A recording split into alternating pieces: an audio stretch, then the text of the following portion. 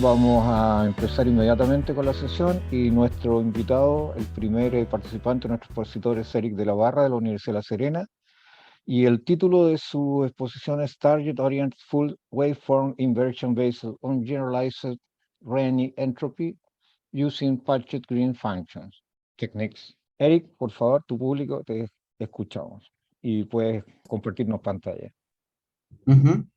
Bueno, muchas gracias por la invitación y espero que esta charla resulte entretenida y de interés para los presentes. Bien, el problema consiste es un problema inverso, ¿ya?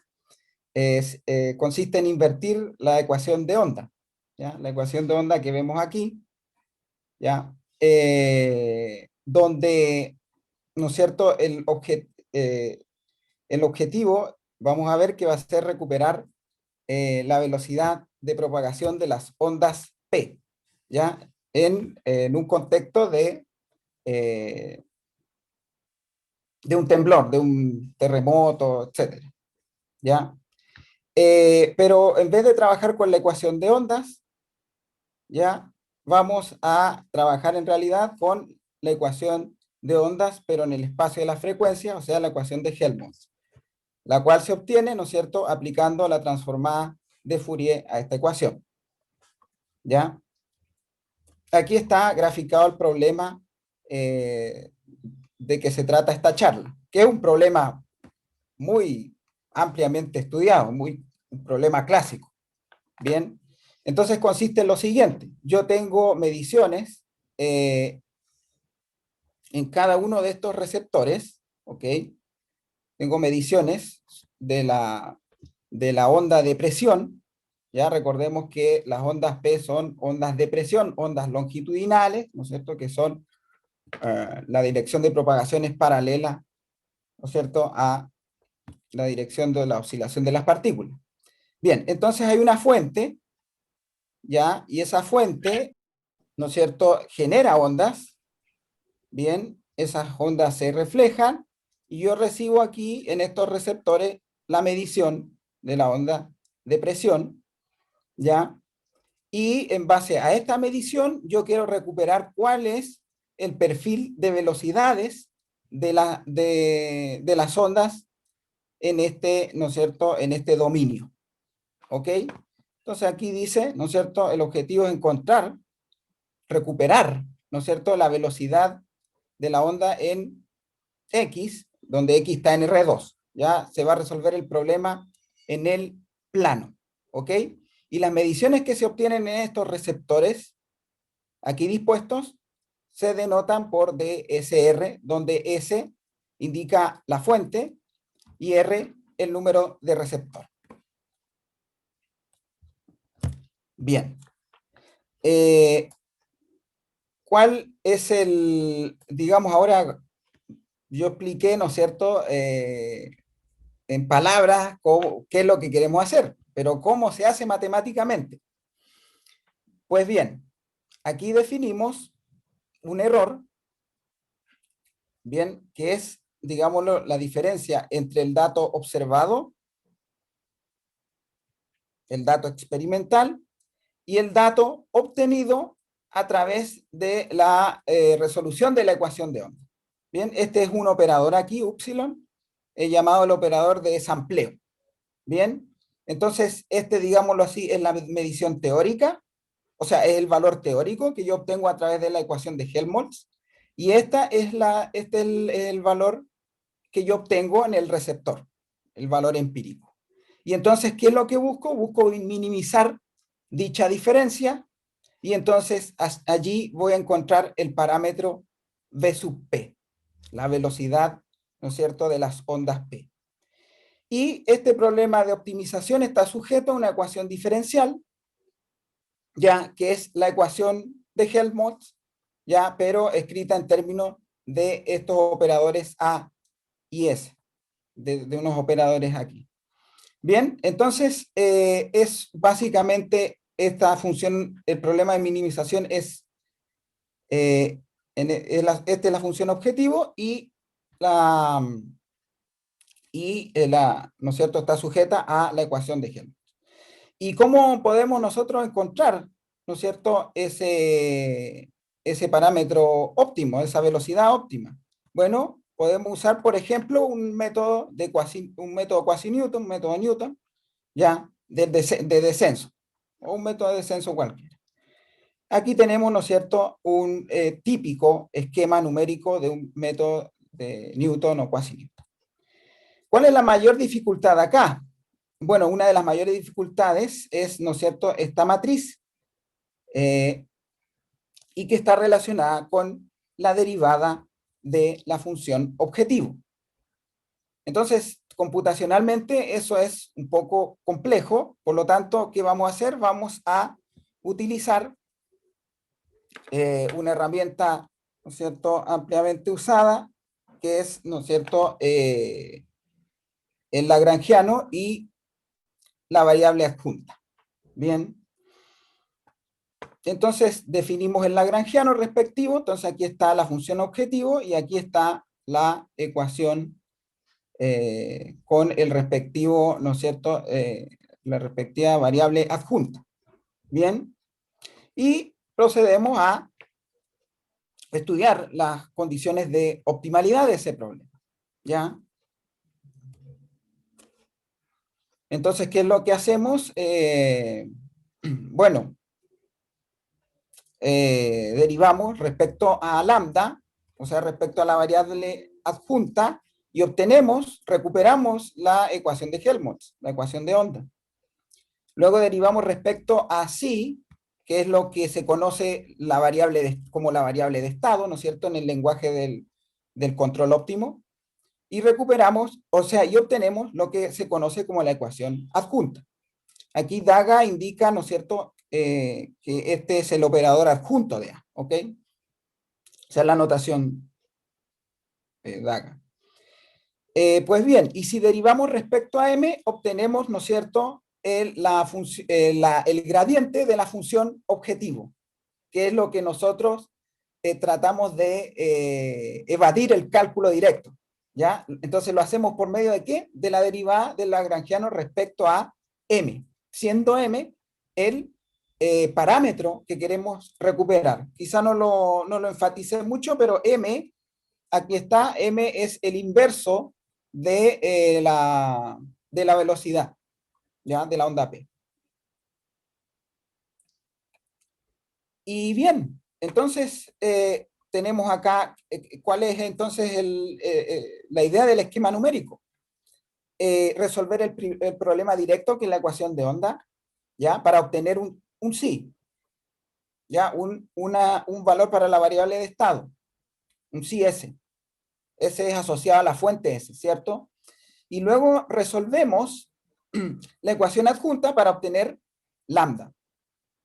Y teniendo psi S y lambda S, podemos calcular el gradiente de phi. Y esa es una manera más eficiente que hacer el cálculo de lo directo del gradiente de la función objetivo. Bien. Y aquí es más fácil probar a partir de estas ecuaciones que si yo tengo un outlier, o sea, una medición muy grande, ya producto de errores instrumentales, qué sé yo, eso implicaría que el gradiente también tendería a infinito y por lo tanto nuestro algoritmo de optimización fracasaría. Ese es un defecto que tiene este enfoque, ¿ya? Y es lo que nosotros vamos a intentar, ¿no es cierto?, subsanar ese problema. ¿Bien? ¿Y cómo lo hacemos? Bueno, volvamos acá. Aquí tenemos las mediciones de los receptores. Hasta el momento hemos supuesto que todas esas mediciones son deterministas, o sea, que yo mido y en esa medición no hay error. Lo cual obviamente está alejado de la realidad porque cuando yo realizo una medición hay un error, ¿no es cierto?, asociado al instrumento, hay otro error asociado al procedimiento, hay una serie de errores, por lo tanto, para hacer plantear un problema de inverso más realista, debemos considerar, ¿no es cierto?, que estas mediciones tienen errores. ¿Ya? Entonces, pasamos a un enfoque probabilístico. Bien. Y allí, ¿no es cierto?, ¿qué es lo que se hace clásicamente? Uno, a través del principio de máxima de entropía, ¿ya?, aplicado a la entropía de Boltzmann-Gibbs, que es la entropía básica, digamos, se obtiene la distribución gaussiana. ¿Ya? Se obtiene una distribución gaussiana. ¿Y la distribución de qué? De los errores. ¿Ya? Es la distribución de los errores. ¿Cuáles son los errores? Recordemos, son estas diferencias, ¿no es cierto?, de los datos experimentales menos los datos calculados teóricamente. ¿Bien? Muy bien. Pero el problema es que los errores a veces no son gaussianos, o muchas veces no son gaussianos, ¿ya? Y esta metodología, suponiendo que los errores son gaussianos, produce una serie de inconsistencias. Y para uno intentar soslayar dicha inconsistencia, ¿qué es lo que uno hace? Uno busca un enfoque no gaussiano. Y ahí podemos caer en otras entropías. Nos alejamos de la clásica de Boltzmann-Gibbs y ahí tenemos, por ejemplo, la entropía de Renyi, tenemos la entropía de Salis, entre otras, ¿ya?, que son generalizaciones de la de Boltzmann-Gibbs. Bien, aquí está la entropía de Renyi, que es la que se usó en este trabajo. Bien, y si uno se toma el límite cuando alfa tiende a 1, uno recupera la de Boltzmann-Gibbs. ¿Ya? Entonces, ¿qué dice el principio de máxima entropía? Dice, bueno, la distribución correcta es aquella que maximiza la entropía, ¿cierto? Bueno, hay muchas interpretaciones de ese principio máximo de máxima entropía, dependiendo si uno consulta, ¿no es cierto?, un libro de física o un libro de teoría de la información, va a tener distintas interpretaciones dicho principio. Bien, pero la cosa es que vamos a buscar una distribución que maximice esta entropía.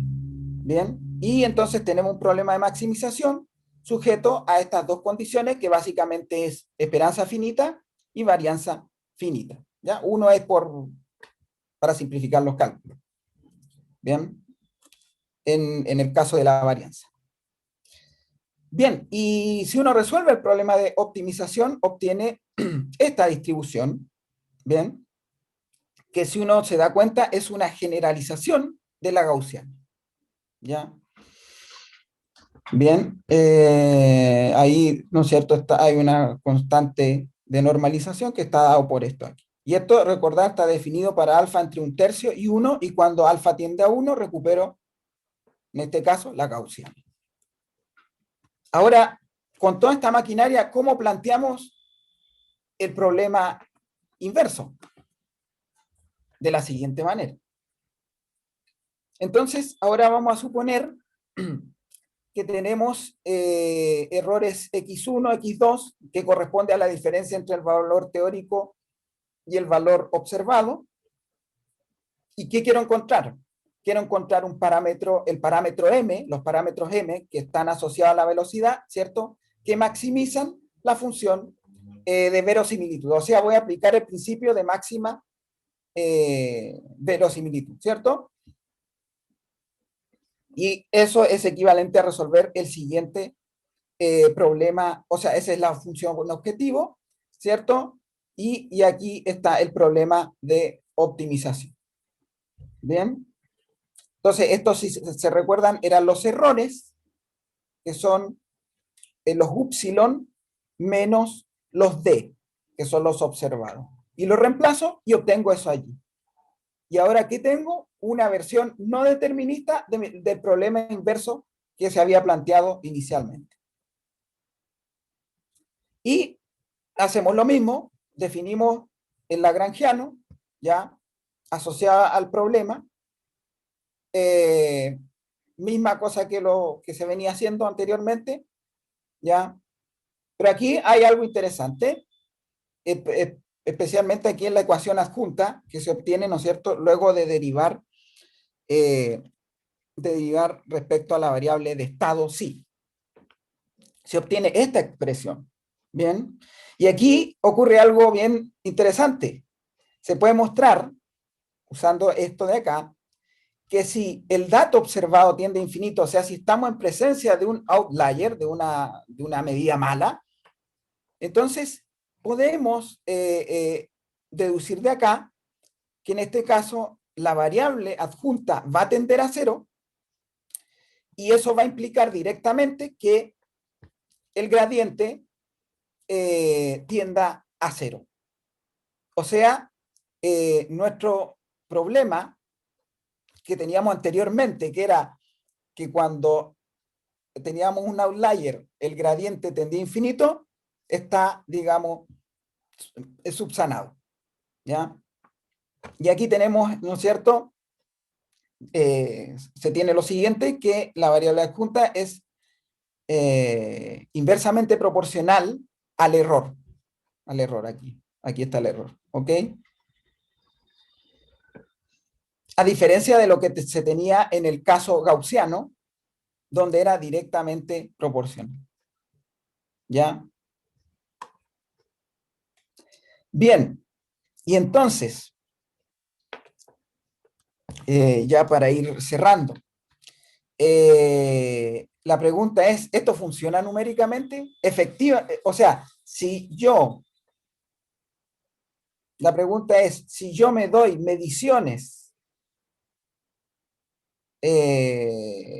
si tengo mediciones y les coloco un ruido no gaussiano, ¿consigo recuperar la velocidad?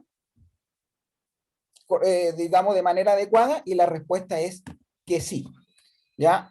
Para eso le voy a mostrar aquí, digamos, aquí los gráficos.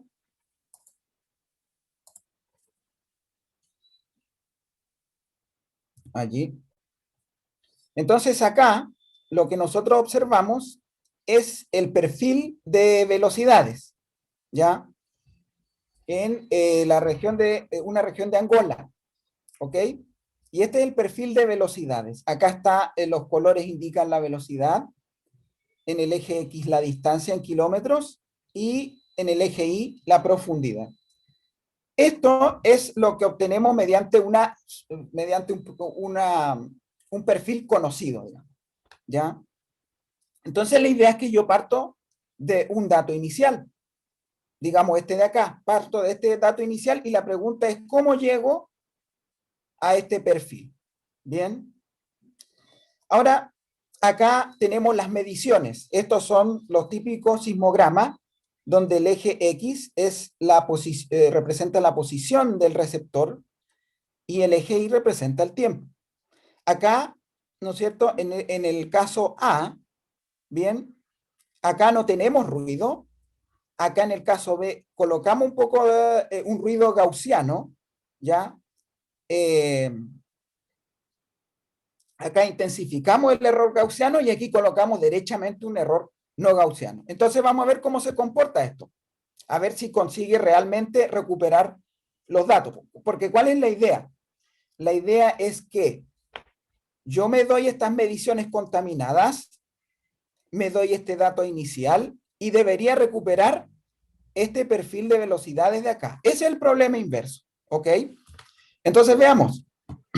Acá tenemos el caso gaussiano, el caso donde no hay ruido, ya aquí ningún problema, funciona tanto el enfoque gaussiano como el no gaussiano.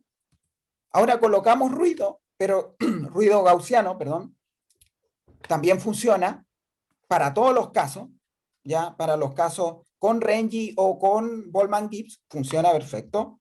Aquí ya empiezan a haber diferencias, pero quiero llegar rápidamente acá, donde vemos que si aplicamos digamos, la gaussiana a un conjunto de mediciones que tienen ruidos no gaussianos, claramente no se recupera satisfactoriamente el perfil de velocidades. Sin embargo, si consideramos la función objetivo asociada a la entropía de Renyi con alfa igual a 0,35, podemos observar que efectivamente, a pesar de tener mediciones con ruido no gaussiano, podemos recuperar satisfactoriamente el perfil de velocidades de las ondas P. Eso ha sido mi presentación. Muchas gracias por su atención y espero que se haya entendido algo y que haya sido grata de escuchar. Muchas gracias. Bueno, gracias, Eric. Como ayer, un aplauso virtual para Eric por su participación.